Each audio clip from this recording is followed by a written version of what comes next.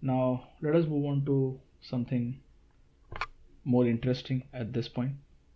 Okay.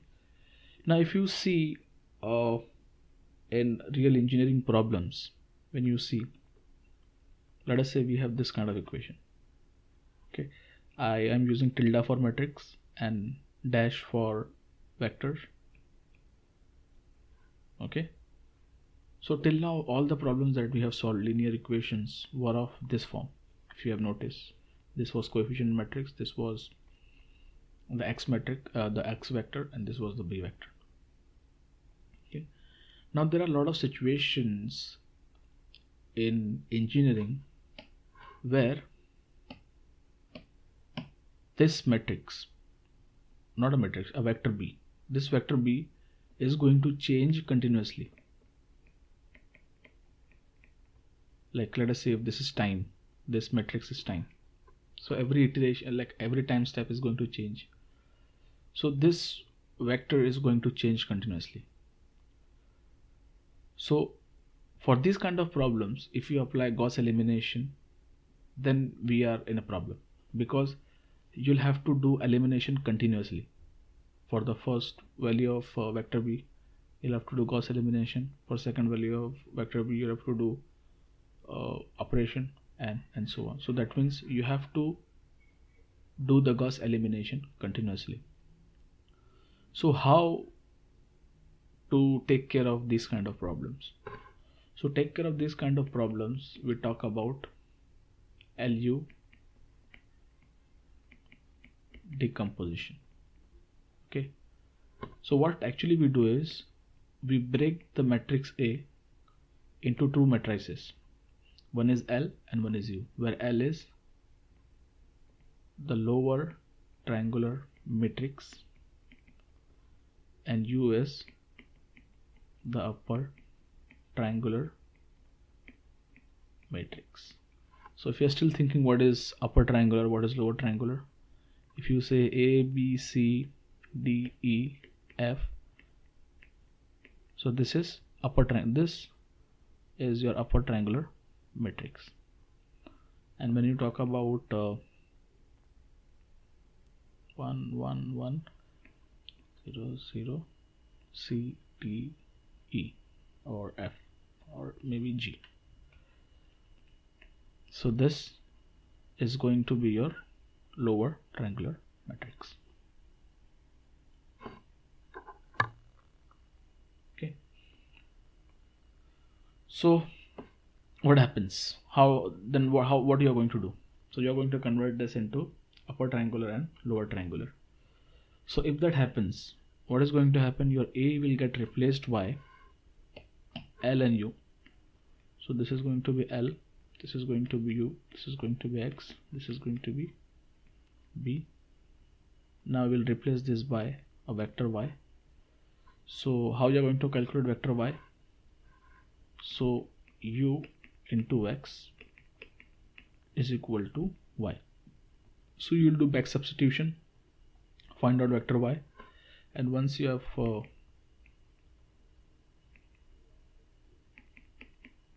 okay, so you'll do back substitution, find out the vector Y.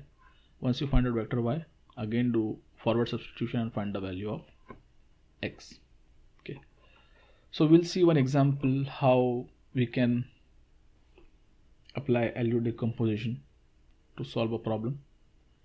Again, the method of converting a given matrix or decomposing a given matrix into an LU decomposition, the method is similar to your Gauss elimination. You just have to follow the same method.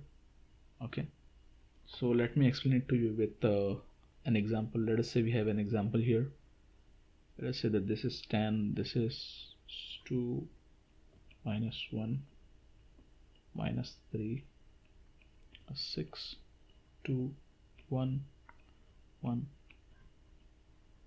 5. This is going to be x1,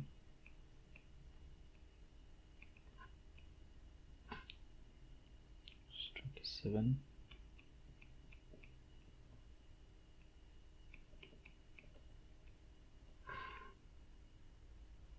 So obviously this equation is in this format.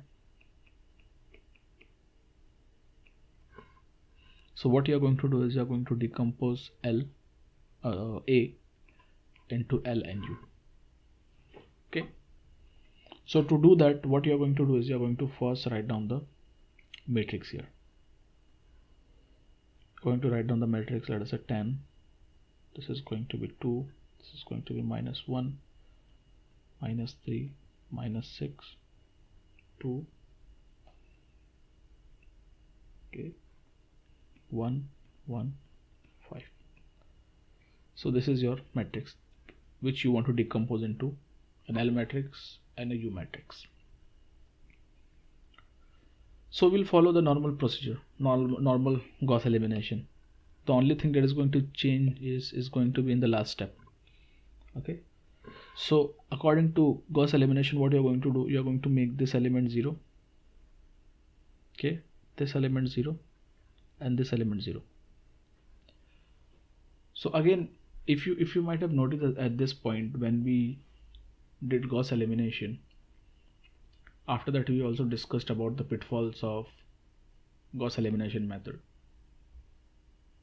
That is division by 0, and the next is the round of error. The same pitfalls are also applicable to LU decomposition as well. So what we did in Gauss elimination to circumvent those pitfalls, we applied partial pivoting. So again, what you are going to do here is you are also going to apply partial pivoting in LU decomposition. Okay.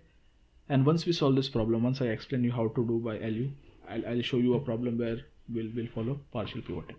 So anyways, this problem that currently I'm solving doesn't require partial pivoting. I have taken a kind of problem which doesn't require partial pivoting. So let's stay on the course. So I want to make these three elements 0. So again, what you're going to do, you're going to apply your row transformation, which says that R3 minus. Now I think you guys, if you have followed all previous lectures, I think you should be able to understand these kind of operations, how I am deciding those operations, those multipliers, how I decided those multipliers. Okay, so I don't want to repeat the same thing. Okay, so since I am making this element 0, this row will change. We'll first copy down this row because nothing is going to change in these rows. Okay, and then if you follow this row transformation, you'll find out that this becomes 0. If you calculate, this becomes 0.8 and this becomes 5.1. Okay, again, now the next step, we want to make this element 0.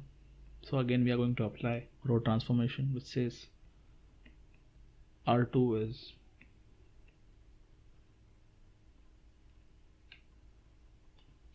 I think it should be 3.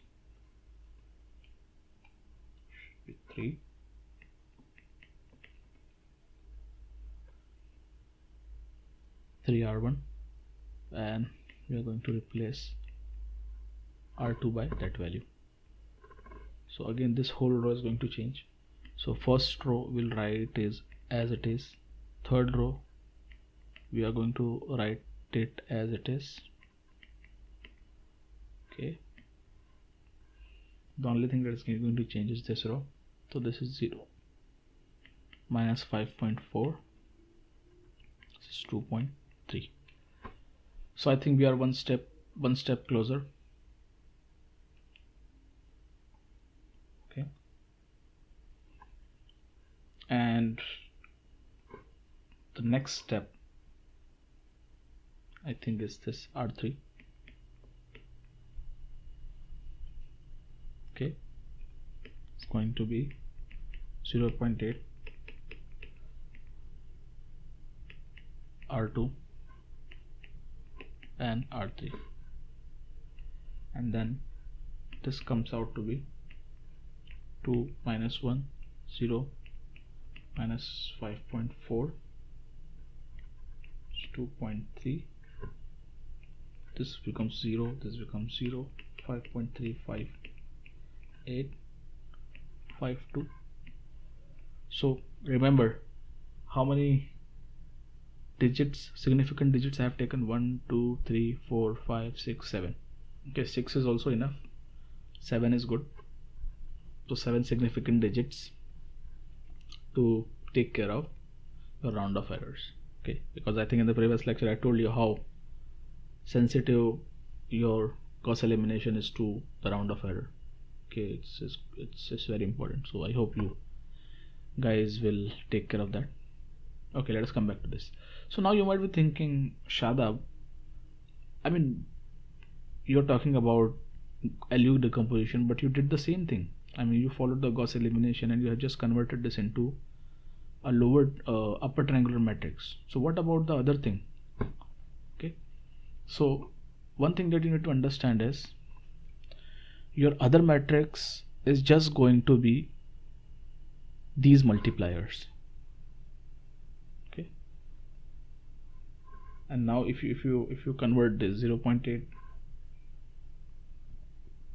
to 5.4, I think the answer comes out to be 0.14815 something. Okay, anyway, so yes, so the question is here that you might be thinking at this point that you are saying that this is an LU decomposition problem and still you are solving it as a Gauss elimination problem. Okay, so my answer would be that nothing is going to be different. So this matrix that you have derived is nothing but what is an upper triangular matrix. So what about lower triangular matrix? So lower triangular matrix will be made up of only these multipliers. So these three multipliers. Okay, so how, once you have made upper triangular matrix, how you are going to make the lower triangular matrix? You are going to make lower triangular matrix like this. You are going to take 1 0 0 0 0 1. Okay, now what about these elements? So you just have to fill these elements, and these elements will be the opposite of the multipliers. So when I say opposite, understand one thing, there's a difference between opposite and a reciprocal. When I say reciprocal, it's going to be 1 divided by 0.1481, and when I say opposite, this is positive 0.148, so this is going to be negative. Okay, so the question is, which multiplier will come at which place? So whichever multiplier you have used to make the element 0, the location of that element you are going to place your multiplier. What do I mean? So if you see this multiplier 1 divided by 10, we used for making this element 0. So in your L matrix is, you are going to write down that 1 divided by 10 here. Are you getting it? Okay, so and that should be the opposite. So here the value of that multiplier is minus 1 divided by 10. What is the opposite of minus 1 divided by 10? It's plus 1 divided by 10. So that is what I wrote plus 1 divided by 10. So similarly, what will be at this place and what will be at this place? So to make this element 0, you used this multiplier. Okay, that is 3 by 10. And what is the opposite of 3 by 10? Minus 3 by 10. So I think it's better if we write it down in points. It's going to be, okay, let me write down in fraction and then I'll write down in points. So this is 3 by 10. Okay, and similarly for making this element 0, we use this multiplier. So the same location in your L matrix, you'll write down that multiplier, that is 0.14815. But is it correct? No, we have to write down the opposite. That means it's going to be negative. Okay, so this is your LU decomposition, and this was in fraction, so let me write down this in point, in decimals I mean to say 0.1. So this is your LU decomposition. So this is your LU decomposition. So this is going to be your L, this is going to be U, then this is going to be X, and this is going to be B. Sorry, this is a vector. So you'll write down here what is L. L is 1 0 0 1 0 1 minus 0.3, okay, 0.1 minus 0.14815. It should be 15. So this is L, then this is the U is 10 2 minus 1 0 minus 5.4 2.3 0 0 5.35 1852, and this is going to be your X1 X2 X3. This is going to be B, and what is the value of B? Value of B is 27 minus 61.5 minus 21.5. Okay, so this thing is going to be my vector Y. Okay, so by solving this I'll find out my vector Y. Okay, so let me replace this whole thing by vector Y. So that is going to be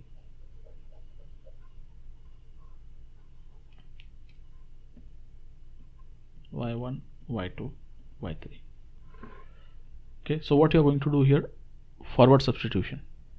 This into this, you get this into this, you'll get an equation. Substitute the value and get the value. So once you substitute, you'll find out the value of Y1 is 27, Y2 is minus 53.4, Y3 is minus 32.1111. Okay, but is this our motto? No. The final thing that we want to do is we want to find out the value of vector X, that is X1 X2 X3. But what we did here is we have found out the value of Y, but we already know that your U is nothing but Y, and we know the vector Y. So what is U? U is 10 2 minus 1 minus 5.4 1.7 0 5.351852 into X1 X2 X3 into Y. That is, what is Y? Y1 is 27 minus 53.4 minus 32.1111. Now if you solve this, you'll find out the value of X3 that you are getting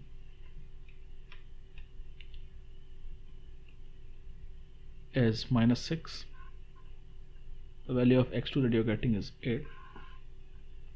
The value of X1 that you are getting is 0.5. So this is your final answer. So this is how you are going to use LU decomposition to solve the problem. So at this point it might look trivial, like this exercise might look trivial, that why are we converting this into LU matrix and what actually is happening. Okay, so understand one thing. So we are doing LU decomposition for the situation where this matrix B is going to change continuously. So what we are going to do is we are going to first find out the L and U decomposition first. Okay, that is this L. Let me use a different color here. You'll find out this L, you'll find it out beforehand, and this lnu is always going to be constant. The only thing that is going to change is going to be b. So you just have to change the value of b, apply forward substitution, backward substitution, find out the new value. Again, when the b changes to second value, apply forward substitution, backward substitution, and do. You don't have to perform elimination again and again. So that's the advantage of LGO decomposition. Okay, so I hope you guys have understood this thing.